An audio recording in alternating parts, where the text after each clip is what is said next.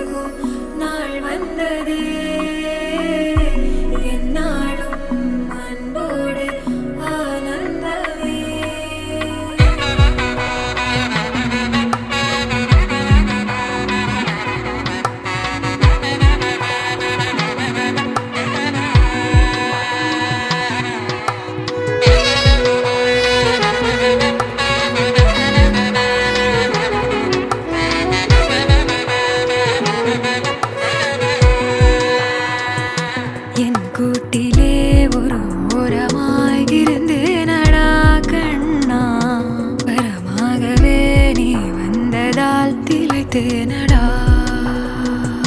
திசையின்றி நான் தேடி திரிந்தேன் தனியாகவே கண்ணே, ஒளியாக நீ என்னை சேர்ந்ததால் பிழைத்தேன்.